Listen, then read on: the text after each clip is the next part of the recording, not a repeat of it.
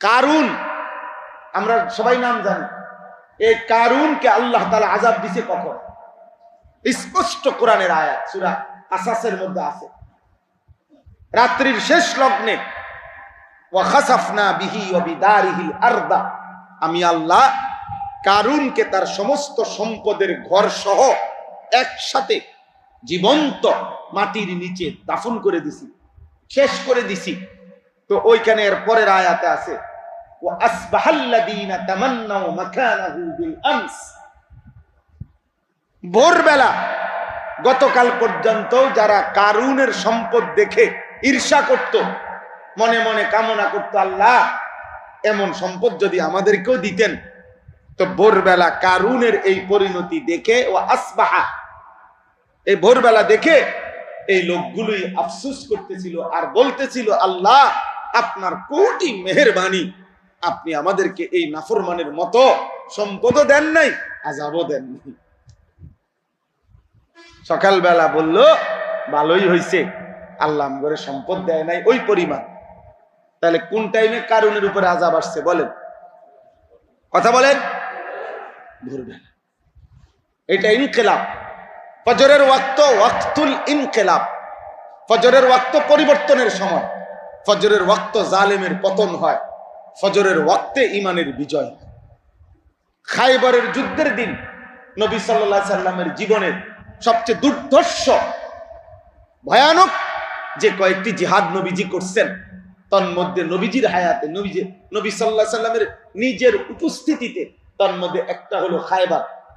ইহুদিদের সাথে দীর্ঘ 2 মাস অবরোধ করে রাখছে, দীর্ঘ 2 মাস খায়বারের কেল্লা, ইহুদিদের দুর্গ, বিজয় হচ্ছিল না।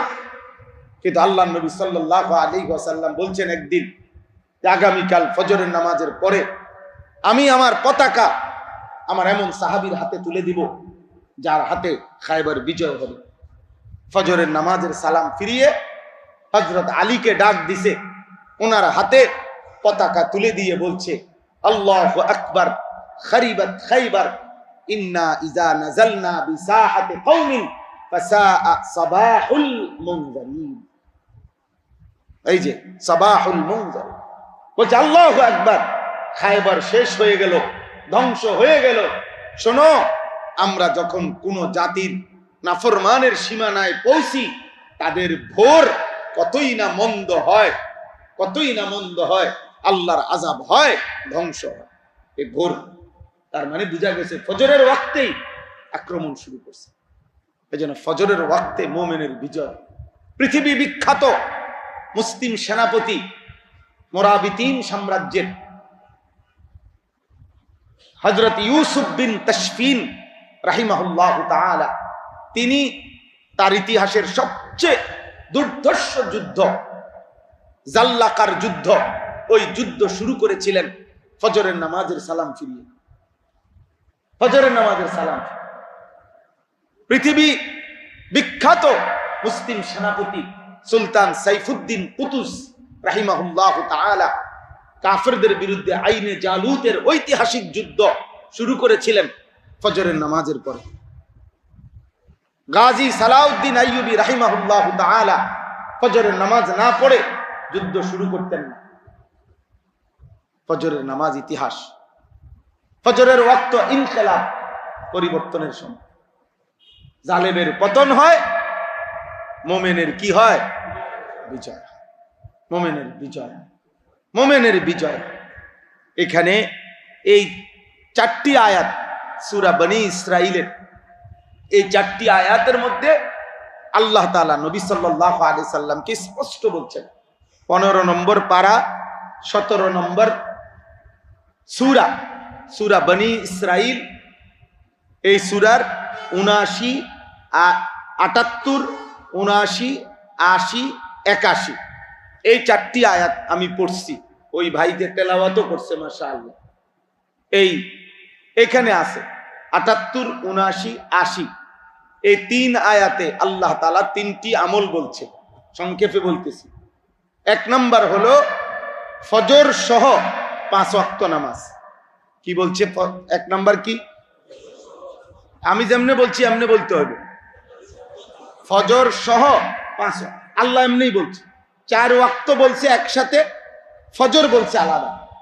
জোহর, আসর, মাগরিব, এশা এক বাক্য দিয়া বুঝাইছে, আর ফজর আলাদা বলছে।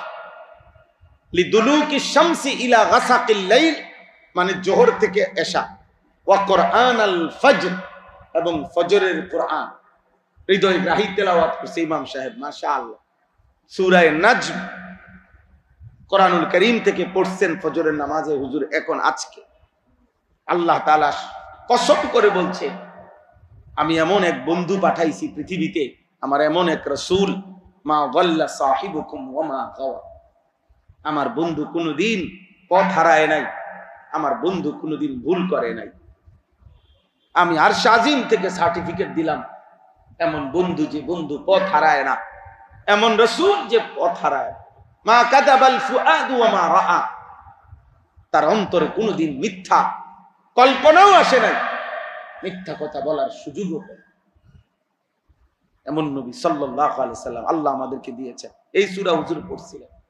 তো আল্লাহ তাআলা বলেন ফজর সহ 5 ওয়াক্ত নামাজ, 2 তাহাজ্জুদ নামাজ। 2 নাম্বার কি বলেন? কখন সেটা পড়ে? জোহরের পরে, ফজরের আগে, ফজরের আগে শেষ রাতে। 3 নাম্বার হলো দোয়া। 3 নাম্বার হলো কি? দোয়া। দোয়া ওমিনাল লাইলি ফাতাহাজ্জাদ বিহি, তাহাজ্জুদ। ওয়া কুর রব্বি আদখিলনি মুদখালা সিদকিন, দোয়া। তাইলে ফজর, তাহাজ্জুদ, দোয়া বলেন, মানে ফজর সহ 5 ওয়াক্ত নামাজ। তাহলে আমাদের মাকসাদ শুধু ফজরের মুসল্লি বানানো, ফজরকে ভিত্তি বানাইলাম, আর একটা কেন্দ্র তো ঠিক করতে হয়, একটা খুঁটি তো আগে গাঁথতে হবে। উদ্দেশ্য শুধু ফজর না। আরবিতে তাফসীরের একটা নিয়ম আছে, তাসমিয়াতুল কুল বিইসমিল জুজ। অর্থ হইল কোরআনুল কারীমের সূরার নামের ক্ষেত্রে এটা একটা মূলনীতি। অর্থাৎ একটি পূর্ণাঙ্গ বিষয়ের নামকরণ করা হয় ওই বিষয়ের খণ্ডিত একক কোনো অংশ দ্বারা, কিন্তু উদ্দেশ্য পুরা বিষয়। যেমন সূরা বাকারা কোরআন শরীফের একটা সূরা কিনা? কথা বলেন না। বাকারাতুন শব্দের অর্থ হচ্ছে গাভী, গরু, গরু, গাভী। তাহলে বোঝা গেল সূরা বাকারা হইল গরুর রচনা। কি সূরা বাকারা বুঝি গরুর রচনা? না, বরং এই সূরার মধ্যে গাভী সম্পর্কিত বনি ইসরাইলের, মুসা নবীর জামানার বনি ইসরাইলকে আল্লাহ একটা গাভী কোরবানি জবাই করতে বলছিল। এইটার ঘটনাটা এই সূরার মধ্যে আছে বিস্তারিত, কিন্তু আরো অসংখ্য কথা দিন শরীয়তের সূরা বাকারার মধ্যে আছে, এবং কোরআনের সবচেয়ে বেশি আহকাম শরীয়তের বিধান সূরা বাকারার মধ্যে আছে। সূরা বাকারা, তাহলে উদ্দেশ্য, যদিও শব্দটি বলা হয়েছে বাকারা, কিন্তু আলোচনা শুধুই কি নয়, গরুর রচনা না, বরং আরো আলাদা বিষয় আছে কিনা বলেন। এই উদ্দেশ্য ফজর ক্যাম্পেইন মানে হলো ফজরের মুসল্লি দৃশ্যমান কম, উদ্দেশ্য এটাকে ভিত্তি বানাইয়া 5 ওয়াক্ত নামাজে অভ্যস্ত করা। উদ্দেশ্য এটাকে করতেছেন, ইস্তেঞ্জা করতেছেন। উনি আস্তে আস্তে 2-4 মিনিটও কথা বলছি। আমার শায়েখ আল্লামা মুফতি মুশতাকুর নবী কাসিমি হুজুরের সাথে আমারে ফজরের কাজ করার জন্য বলছে আমার শায়েখ আল্লামা মুফতি মুশতাকুর নবী কাসিম। একদিন হযরত এক জায়গায় সফর আমরা যাওয়ার পথে ফজরের ওয়াক্তে মসজিদে ঢুকে দেখছি ইমাম সাহেবের একজন মুসল্লি, অল্প বয়স্ক একটা ছেলে সারা, একটি সুদৃশ্য সুন্দর মসজিদ, শীতকালীন ভোর, প্রচন্ড ঠান্ডা, একটা মুসল্লিও নাই, একজনও নাই, বুড়াও নাই, জোয়ানও নাই। হুজুর তখন কাঁদা দিছিলেন, চোখের পানি ফেলে এরকম কাঁধে হাত দিয়া বলছে, মাওলানা একটা আন্দোলন করেন, একটা মেহনত করেন, ফজরের মুসল্লি বৃদ্ধির আন্দোলন। সেই দিন থেকে আমি বলছি হুজুর ঠিক আছে, আমিও বলবো ফজরের কথা, এই থেকে বলি। এরপরে আর এই ফজর ক্যাম্পেইন এই নাম আমি শুনছি আমাদের চট্টগ্রাম সন্দ্বীপে কলেজের কিছু ছেলে দিনদার, ওরাই কাজটা করে ওরাই এটা বলছে ফজর ক্যাম্পেইন। আমি বুঝে নাম টাম বুঝি না, আমি যেটা বললা পারেন, যেমনে পারেন, মুসল্লি দরকার, ইমানদার দরকার। আল্লাহ তাআলা আমাদের সবাইকে তৌফিক দান করেন, আল্লাহ আমাদের সবাইকে কবুল করেন। আমরা কি করব? ফজরের মুসল্লি হব, বলেন ইনশাআল্লাহ। আর কি করব? আমার ব্যক্তিগত পরামর্শ হলো প্রত্যেকে একজন, কমপক্ষে হোয়াটসঅ্যাপ গ্রুপ আছে, বিভিন্ন পদ্ধতি আছে, আপনারা করবেন, কোনো মানা নাই, কিন্তু আপনি কমপক্ষে একজন মুসলমানের ভাইয়ের বন্ধুর দায়িত্ব নিবেন, দুইজনে মিলে কথা বলে নিবেন যে দোস্ত আমি তোমার উঠাবো, তুমি আমার উঠাবে। বুঝেন নাই কথাটা? নবী সাল্লাল্লাহু আলাইহি সাল্লাম মক্কা থেকে মদিনায় হিজরত করার পর মক্কার সাহাবীদেরকে কি বলে? মুহাজির। আর মদিনার সাহাবীদেরকে কি বলতো? আনসার। নবী সাল্লাল্লাহু আলাইহি সাল্লামের এটা সব কিতাবে আছে। নবীজির আমল কি করছে? নবী এই মক্কার একজন সাহাবীর সাথে মদিনার একজন সাহাবীকে ওয়াকাদ আখা, মানে ভাই ভাই বানায় দিছে, দুজন দুজনরে একসাথ করে দিছে, যে মদিনার ওনারে বলছে মক্কার একে তোমার ভাই বানায় দিলাম, তার সুবিধা অসুবিধা তুমি দেখবা। এরকম একজন একজন করে ভাগ করে দেওয়াতে সাহাবায়ে কেরামের সুন্দর পুনর্বাসনের ব্যবস্থা হয়ে গেছে, যাবতীয় প্রয়োজন পূরণ হয়ে গেছে। ওইখান থেকে আমি এটা বাইর করছি যে একজন একজনের দায়িত্ব নেই। আমারে যদি আবার আপনি ফজরের টাইমে 10 জন মুসল্লিরে মোবাইলে কল দিয়ে উড়াইতেন, দায়িত্ব দেন, আমার 1 ঘন্টা আগে উঠতে হইব, তো আবার পেরেশান হয়ে যাবে। তখন আমি উনি কল ধরে না, উনি রিসিভ করে না, এরপরে সে আবার বলবে হ্যাঁ মিয়া একবার কল দিয়ে আপনি একবারে বিরক্ত হয়ে গেছেন, আপনি দিয়ে কাম হইব, বুঝছি, ওই তো না গোড়ার ডিম, কষ্ট হবে। তাহলে একজন ডাকবো কাকে? একজনকে।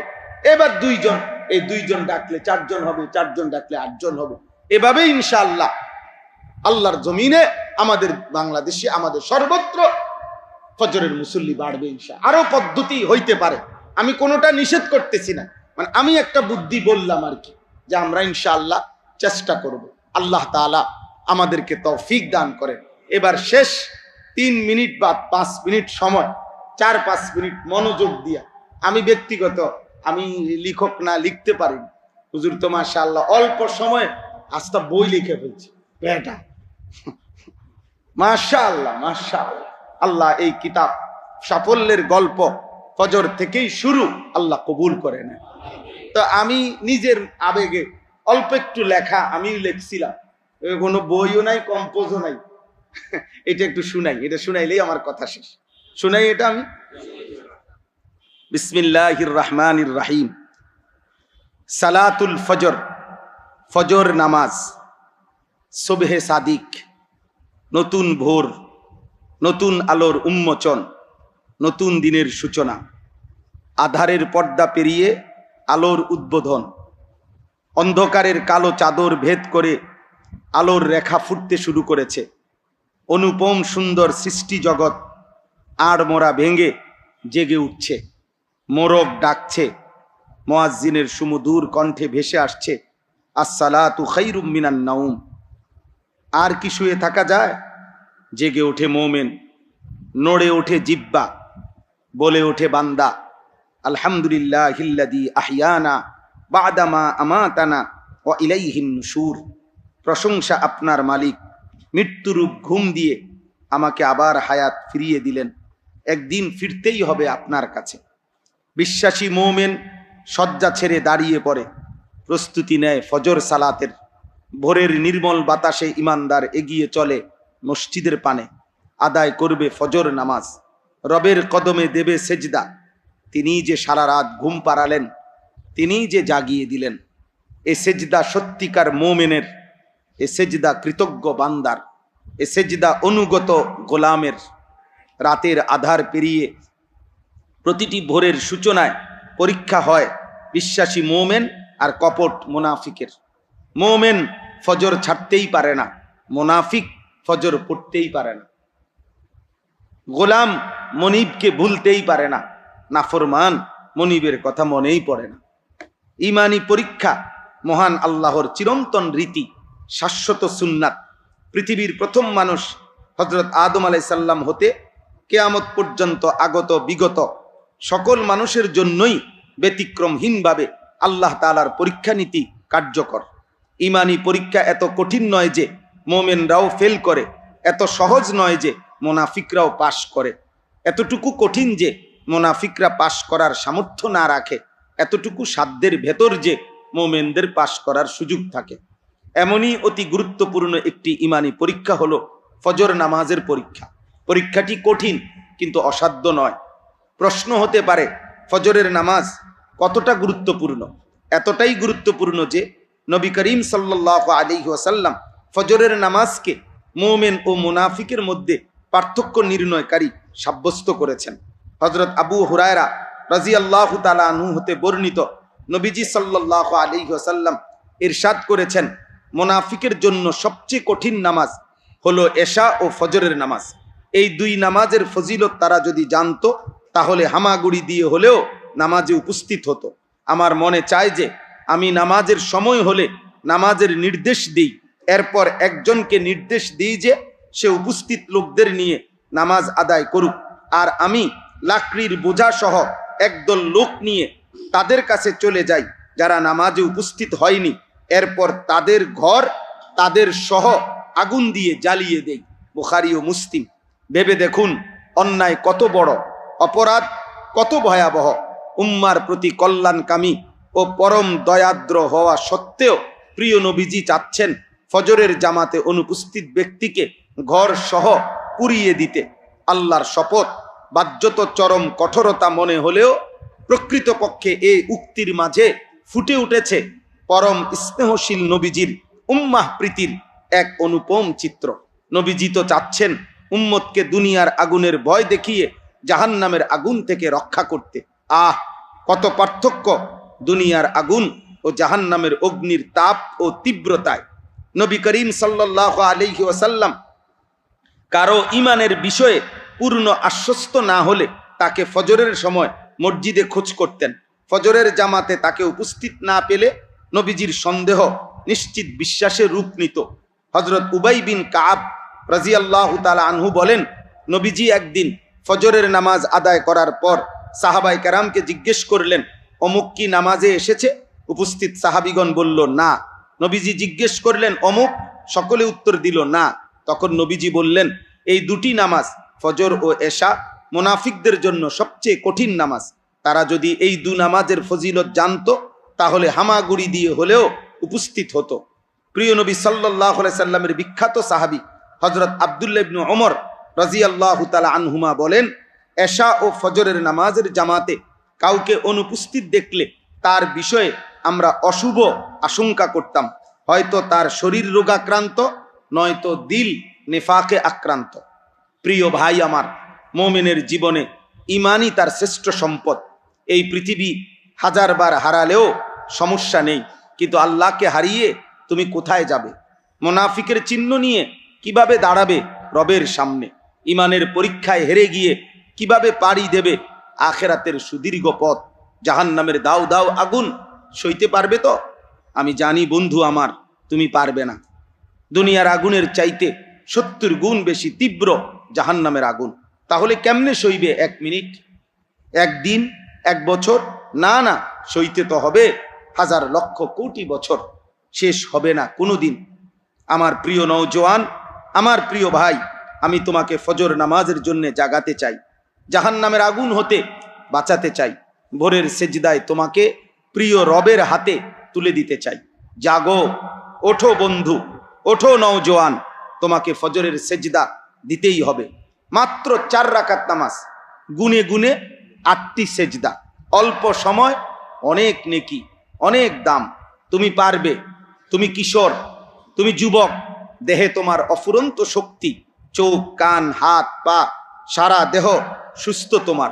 এ যে তোমার রবের দান, তার সামনে ঝুঁকবে না? তাকে সেজদা করবে না? ঘুমই তো বন্ধু, আর কোনো অসুবিধা তো নয়। তাহলে হিম্মত করো, শোভে সাদিক হয়ে গেছে, অন্ধকার বিদায় নিচ্ছে, আলোর ধারা আসতে শুরু করেছে।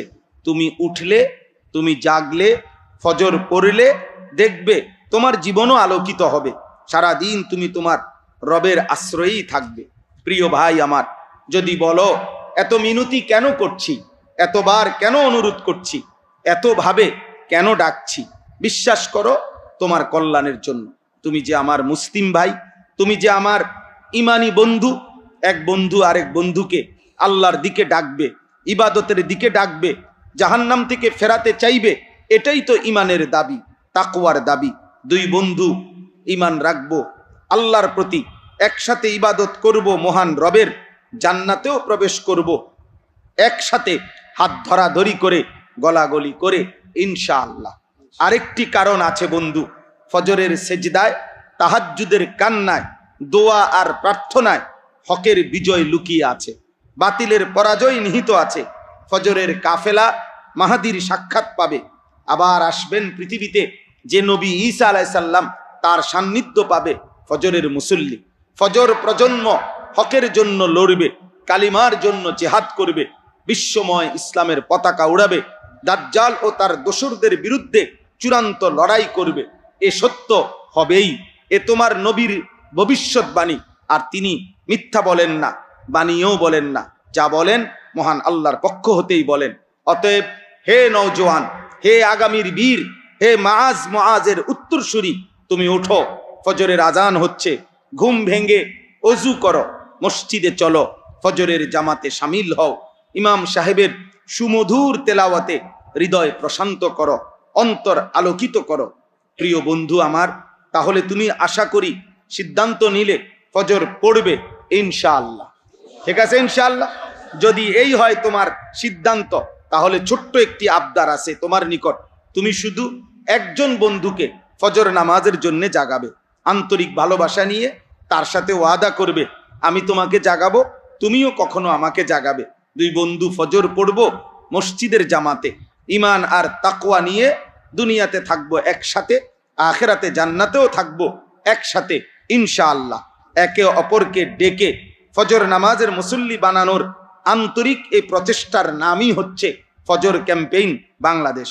আমরা স্বপ্ন দেখি বাংলাদেশের প্রতিটি জেলা, প্রতিটি মহল্লায় ফজরের মুসল্লিতে মসজিদ মুখরিত হবে, ফজর আর জুমায় মুসল্লি বরাবর হবে। এই মেহনত শুধুই নেকির আশায়, আখিরাতের আশায়, আল্লাহর সন্তুষ্টির আশায়।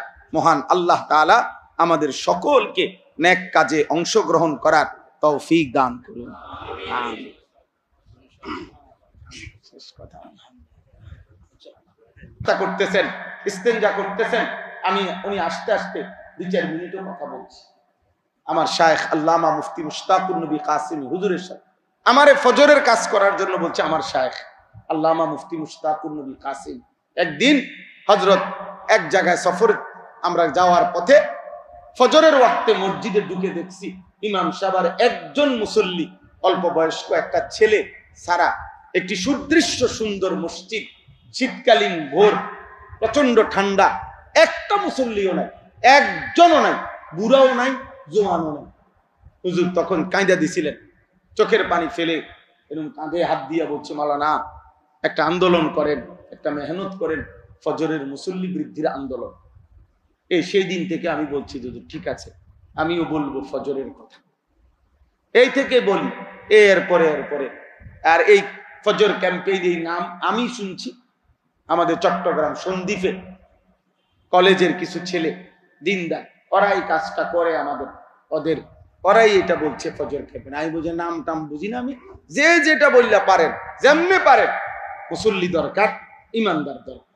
আল্লাহ তাআলা আমাদের সবাইকে তৌফিক দান করেন, আল্লাহ আমাদের সবাইকে কবুল করেন। আমরা কি করব? ফজরের মুসল্লি হব, বলেন ইনশাআল্লাহ। আর কি করব?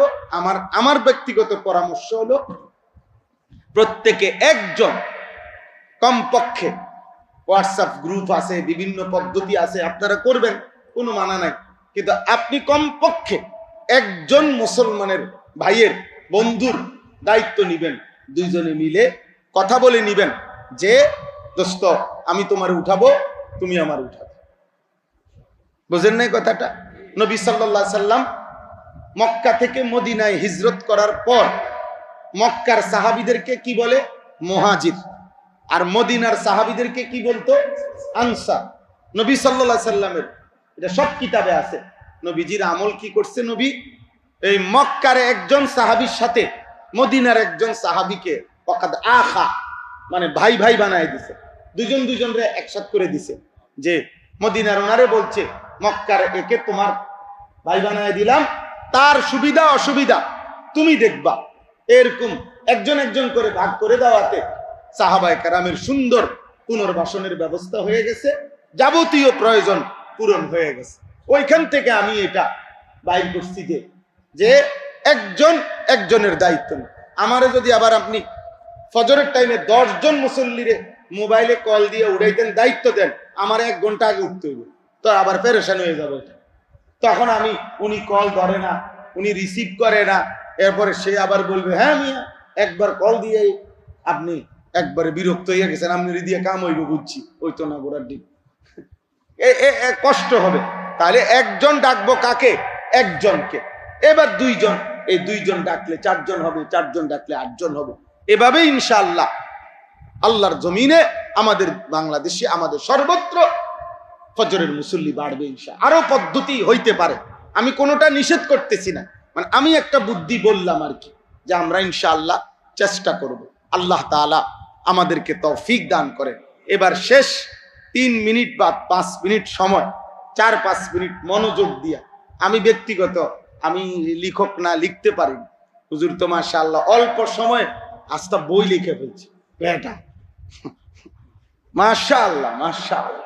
আল্লাহ এই কিতাব সাফল্যের গল্প ফজর থেকেই শুরু, আল্লাহ কবুল করে নেন।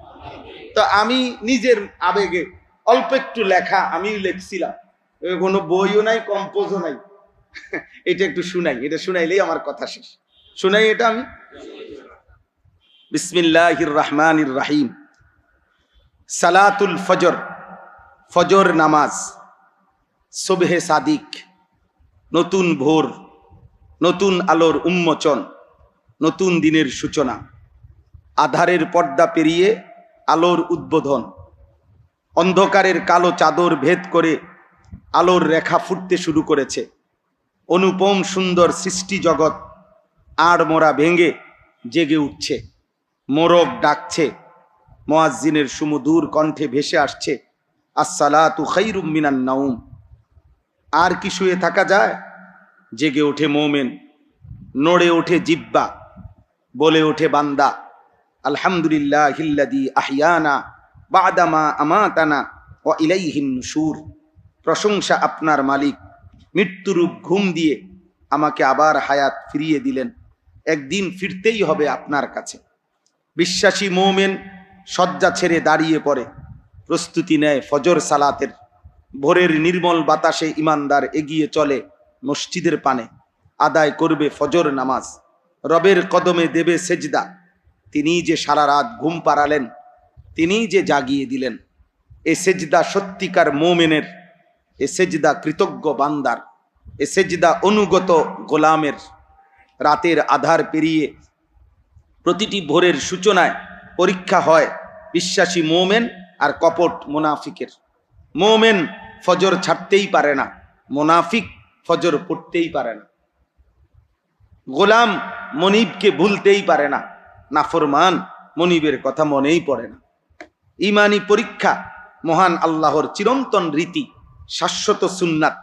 পৃথিবীর প্রথম মানুষ হযরত আদম আলাইহিস সালাম হতে কিয়ামত পর্যন্ত আগত বিগত সকল মানুষের জন্যই ব্যতিক্রমহীনভাবে আল্লাহ তাআলার পরীক্ষা নীতি কার্যকর। ইমানি পরীক্ষা এত কঠিন নয় যে মোমেনরাও ফেল করে, এত সহজ নয় যে মুনাফিকরাও পাশ করে, এতটুকু কঠিন যে মুনাফিকরা পাশ করার সামর্থ্য না রাখে, এতটুকু সাধ্যের ভেতর যে মোমেনদের পাশ করার সুযোগ থাকে। এমনই অতি গুরুত্বপূর্ণ একটি ইমানি পরীক্ষা হলো ফজর নামাজের পরীক্ষা। পরীক্ষাটি কঠিন কিন্তু অসাধ্য নয়। প্রশ্ন হতে পারে ফজরের নামাজ কতটা গুরুত্বপূর্ণ? এতটাই গুরুত্বপূর্ণ যে নবী করিম সাল্লাল্লাহু আলাইহি ওয়াসাল্লাম ফজরের নামাজকে মুমিন ও মুনাফিকের মধ্যে পার্থক্য নির্ণয়কারী সাব্যস্ত করেছেন। হযরত আবু হুরায়রা রাদিয়াল্লাহু তাআলা আনহু হতে বর্ণিত, নবীজি সাল্লাল্লাহু আলাইহি ওয়াসাল্লাম ইরশাদ করেছেন, মুনাফিকের জন্য সবচেয়ে কঠিন নামাজ হলো এশা ও ফজরের নামাজ। এই 2 নামাজের ফজিলত তারা যদি জানতো তাহলে হামাগুড়ি দিয়ে হলেও নামাজে উপস্থিত হতো। আমার মনে চায় যে আমি নামাজের সময় হলে নামাজের নির্দেশ দিই, এরপর একজনকে নির্দেশ দিই যে সে উপস্থিত লোকদের নিয়ে নামাজ আদায় করুক, আর আমি লাকড়ির বোঝা সহ একদল লোক নিয়ে তাদের কাছে চলে যায় যারা নামাজে উপস্থিত হয়নি। এরপর তাদের ঘর তাদের সহ আগুন দিয়ে জ্বালিয়ে দেয়। বুখারী ও মুসলিম। ভেবে দেখুন অন্যায় কত বড়, অপরাধ কত ভয়াবহ। উম্মার প্রতি কল্যাণকামী ও পরম দয়াদ্র হওয়া সত্ত্বেও প্রিয় নবীজি চাচ্ছেন ফজরের জামাতে অনুপস্থিত ব্যক্তিকে ঘর সহ পুড়িয়ে দিতে। আল্লাহর শপথ, বাহ্যত চরম কঠোরতা মনে হলেও প্রকৃতপক্ষে এই উক্তির মাঝে ফুটে উঠেছে পরম স্নেহশীল নবীজির উম্মাহ প্রীতির এক অনুপম চিত্র। নবীজি তো চাচ্ছেন উম্মতকে দুনিয়ার আগুনের ভয় দেখিয়ে জাহান্নামের আগুন থেকে রক্ষা করতে। আহ, কত পার্থক্য দুনিয়ার আগুন ও জাহান্নামের অগ্নির তাপ ও তীব্রতায়। নবী করিম সাল্লাল্লাহু আলাইহি ওয়াসাল্লাম কারো ইমানের বিষয়ে পূর্ণ আশ্বস্ত না হলে তাকে ফজরের সময় মসজিদে খোঁজ করতেন। ফজরের জামাতে তাকে উপস্থিত না পেলে নবীজির সন্দেহ নিশ্চিত বিশ্বাসে রূপ নিত। হযরত উবাই বিন কাব রাদিয়াল্লাহু তাআলা আনহু বলেন, নবীজি একদিন ফজরের নামাজ আদায় করার পর সাহাবায়ে কেরামকে জিজ্ঞেস করলেন, অমুক কি নামাজে এসেছে? উপস্থিত সাহাবিগণ বলল না।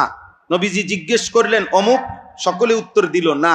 তখন নবীজি বললেন, এই দুটি নামাজ ফজর ও এশা মুনাফিকদের জন্য সবচেয়ে কঠিন নামাজ। তারা যদি এই দু নামাজের ফজিলত জানতো তাহলে হামাগুড়ি দিয়ে হলেও উপস্থিত হতো। প্রিয় নবী সাল্লাল্লাহু আলাইহি সাল্লামের বিখ্যাত সাহাবী হযরত আব্দুল্লাহ ইবনে ওমর রাদিয়াল্লাহু তাআলা আনহুমা বলেন, এশা ও ফজরের নামাজের জামাতে কাউকে অনুপস্থিত দেখলে তার বিষয়ে আমরা অশুভ আশঙ্কা করতাম। হয়তো তার শরীর রোগাক্রান্ত, নয়তো দিল নেফাকে আক্রান্ত। প্রিয় ভাই আমার, মুমিনের জীবনে ঈমানই তার শ্রেষ্ঠ সম্পদ। এই পৃথিবী হাজারবার হারালেও সমস্যা নেই, কিন্তু আল্লাহকে হারিয়ে তুমি কোথায় যাবে?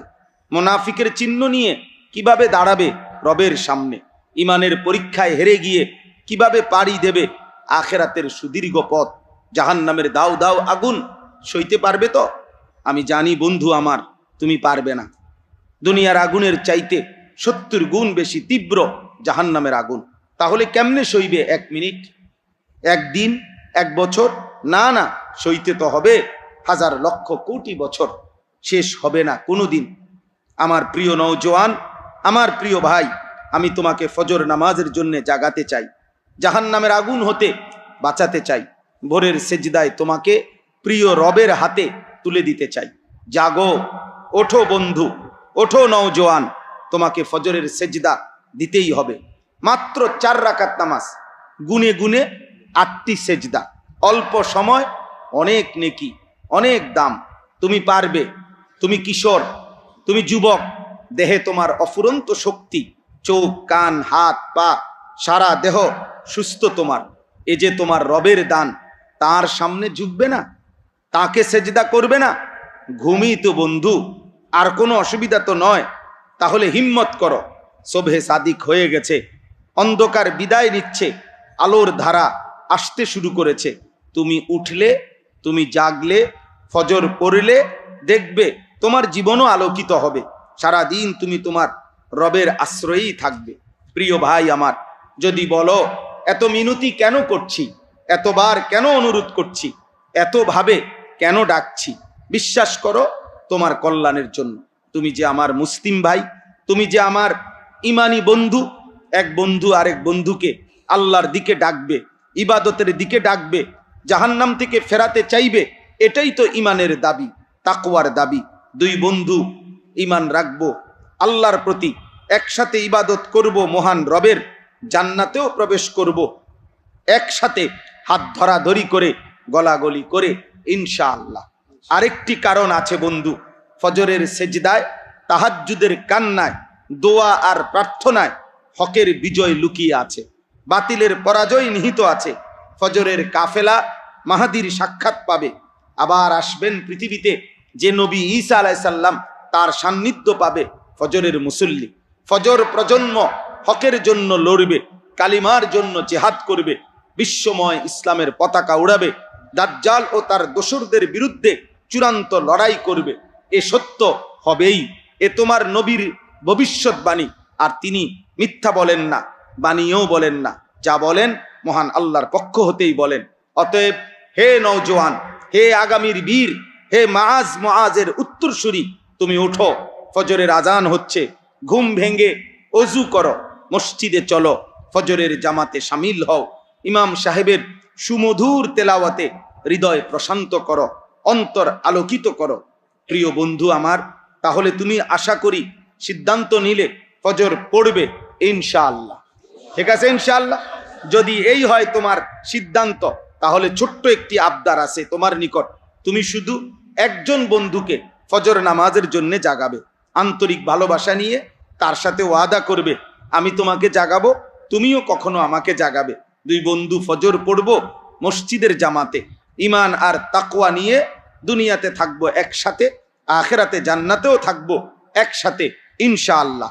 একে অপরকে ডেকে ফজর নামাজের মুসল্লি বানানোর আন্তরিক এই প্রচেষ্টার নামই হচ্ছে ফজর ক্যাম্পেইন বাংলাদেশ।